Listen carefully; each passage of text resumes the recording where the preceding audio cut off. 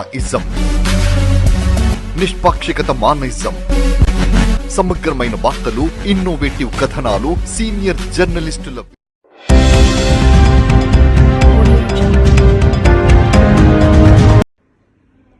కరువుతో అల్లాడుతున్న సమస్త ప్రాణులకు అమ్మవారు దేహం నుండి అన్నపానీయాలు సమర్పించిందని, అప్పటి నుండి ప్రతి సంవత్సరం ఆషాఢ శుద్ధ పౌర్ణమి రోజున అమ్మవారికి శాకాంబరి అలంకరణ నిర్వహిస్తామని శ్రీ భద్రకాళి దేవాలయ అర్చకులు నాగరాజు శర్మ తెలిపారు.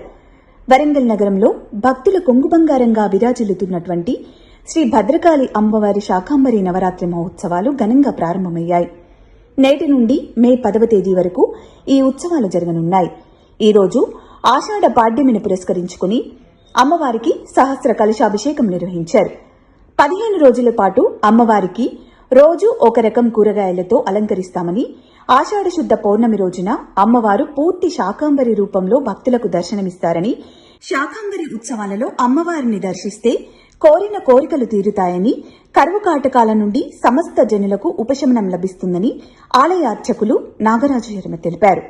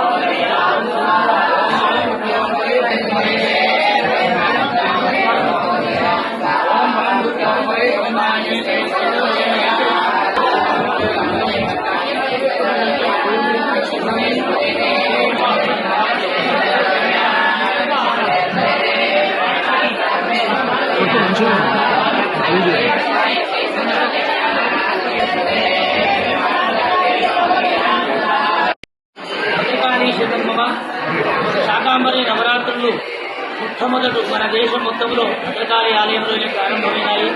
100 సంవత్సరాల క్రితము వరంగల్ మొత్తం కరువుతో బాధపడుతున్న సమయంలో మా గురుదేవులు ఈ భద్రకాళి ఆలయ వ్యవస్థాపకులు గణేష్ శాస్త్రి గారు అమ్మవారిని ప్రార్థించి శాకాంబరి ఉత్సవాలను ప్రవేశపెట్టి నాటి నుండి నేటికి 100 సంవత్సరాలు దాటిపోయినాయి.